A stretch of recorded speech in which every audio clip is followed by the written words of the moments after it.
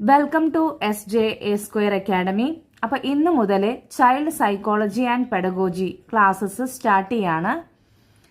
LP UP കാറ്ററ്റ് all category syllabus combine ചെയ്തിട്ടുള്ള classes ആണ് ചെയ്യാൻ ഉദ്ദേശിക്കുന്നത്. അപ്പോൾ എല്ലാവർക്കും ഉപകാരപ്രദമാവുമെന്ന് വിചാരിക്കുന്നു. അപ്പോൾ നമുക്ക് ക്ലാസ്സസ് സ്റ്റാർട്ട് ചെയ്യാം. ഓൾട്ടർനേറ്റ് ഡേയ്സിലായിരിക്കും നമ്മൾ ക്ലാസ്സസ് അപ്ലോഡ് ചെയ്യുക. അതായത് ഇപ്പോൾ ട്യൂസ്ഡേ ചെയ്ത് കഴിഞ്ഞാൽ വെനസ്ഡേ ഉണ്ടാവില്ല, തേഴ്സ്ഡേ ആയിരിക്കും. അതുപോലെ ഫ്രൈഡേ ഉണ്ടാവില്ല, സാറ്റർഡേ ആയിരിക്കും. ഓൾട്ടർനേറ്റ് ഡേയ്സ് ആണ് നമ്മൾ അപ്ലോഡ് ചെയ്യാനായിട്ട് ഉദ്ദേശിക്കുന്നത്. ചെറിയ ചെറിയ അധ്യായങ്ങളായിട്ട് നമുക്ക് പഠിക്കാം. അധ്യായം 1 വിദ്യാഭ്യാസ മനഃശാസ്ത്രം. സൈക്കി, ലോഗോസ് എന്നീ 2 ഗ്രീക്ക് ഭാഷാ പദങ്ങളിൽ നിന്നാണ് സൈക്കോളജി എന്ന പദം രൂപപ്പെട്ടിട്ടുള്ളത്. സൈക്കി എന്നാൽ ആത്മാവ്, അതായത് സോൾ എന്നാണ് അർത്ഥം. ലോഗോസ് എന്നാൽ ശാസ്ത്രം, സയൻസ് എന്നാണ് അർത്ഥം. അതായത് തുടക്കത്തിൽ ആത്മാവിന്റെ ശാസ്ത്രമായാണ് സൈക്കോളജിയെ കരുതിപ്പോന്നത്. മനഃശാസ്ത്രത്തെ ആത്മാവിന്റെ ശാസ്ത്രം എന്ന് നിർവചിച്ചത് പ്രാചീന ഗ്രീക്ക് ചിന്തകരായ പ്ലാറ്റോ, അരിസ്റ്റോട്ടിൽ എന്നിവരാണ്. മനസ്സിന്റെ ശാസ്ത്രമാണ് മനഃശാസ്ത്രം എന്ന് നിർവചിച്ചത് ജർമ്മൻ ദാർശനികനായ കാന്റ് ആണ്. ബോധമണ്ഡലത്തിന്റെ ശാസ്ത്രമാണ് മനഃശാസ്ത്രം എന്ന് നിർവചിച്ചത് വില്യം ജെയിംസ് ആണ്. ആത്മാവിന്റെ ശാസ്ത്രമാണ് മനഃശാസ്ത്രം, അതുപോലെ തന്നെ മനസ്സിന്റെ ശാസ്ത്രമാണ് മനഃശാസ്ത്രം, ബോധമണ്ഡലത്തിന്റെ ശാസ്ത്രമാണ് മനഃശാസ്ത്രം. ഈ 3 ഡെഫിനിഷനെയും പിന്തള്ളിക്കൊണ്ട് പിന്നെ വന്ന ഒരു ഡെഫിനിഷനാണ് വ്യവഹാരത്തിന്റെ ശാസ്ത്രമാണ് മനഃശാസ്ത്രം. മനഃശാസ്ത്രം എന്നാൽ എന്ത് എന്നുള്ളൊരു ചോദ്യത്തിന്റെ ഉത്തരമാണ് എന്ത്? വ്യവഹാരത്തിന്റെ ശാസ്ത്രമാണ് മനഃശാസ്ത്രം. വ്യവഹാരത്തിന്റെ ശാസ്ത്രമാണ് മനഃശാസ്ത്രം എന്ന് നിർവചിച്ചത് ആരാണ്? അമേരിക്കൻ മനഃശാസ്ത്രജ്ഞനായ JB വാട്സൺ ആണ്. വ്യവഹാരം എന്ന സംജ്ഞയ്ക്ക്, അതായത് പദത്തിന് കൂടുതൽ പ്രചാരം നൽകിയത് ആരാണ്? JB വാട്സൺ ആണ്. സൈക്കോളജി എന്ന ആശയത്തിന്റെ നിർവചനത്തിൽ വന്നുചേർന്ന മാറ്റങ്ങളെ RS വുഡ്വർത്ത് ഫലിത രൂപത്തിൽ വിവരിക്കുകയുണ്ടായി. അദ്ദേഹം എന്താണ് പറഞ്ഞത്? മനഃശാസ്ത്രത്തിന് ആദ്യം അതിന്റെ ആത്മാവ് നഷ്ടമായി. അതായത് എന്താണ് ഉദ്ദേശിച്ചത്? ആത്മാവിന്റെ ശാസ്ത്രമാണ് മനഃശാസ്ത്രം എന്ന ഡെഫിനിഷൻ തിരസ്കരിക്കപ്പെട്ടു. പിന്നെ അതിന് മനസ്സ് നഷ്ടമായി. അതായത് മനസ്സിന്റെ ശാസ്ത്രമാണ് മനഃശാസ്ത്രം എന്ന ഡെഫിനിഷനും തിരസ്കരിച്ചു. പിന്നെ അതിന് ബോധം നഷ്ടപ്പെട്ടു. ബോധമണ്ഡലത്തിന്റെ ശാസ്ത്രമാണ് മനഃശാസ്ത്രം എന്ന ഡെഫിനിഷനും തിരസ്കരിക്കപ്പെട്ടു.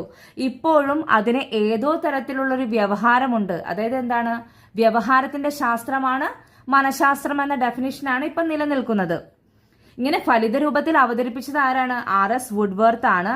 അപ്പൊ ഈ സെന്റൻസ് ഒന്ന് ഓർത്തു വെക്കുക. മനഃശാസ്ത്രത്തിന് ആദ്യം അതിന്റെ ആത്മാവ് നഷ്ടമായി, പിന്നെ അതിന് മനസ്സ് നഷ്ടമായി, പിന്നെ അതിന് ബോധം നഷ്ടപ്പെട്ടു, ഇപ്പോഴും അതിന് ഏതോ തരത്തിലുള്ളൊരു വ്യവഹാരമുണ്ട് എന്ന് പറഞ്ഞത് RS വുഡ്വർത്ത് ആണ്.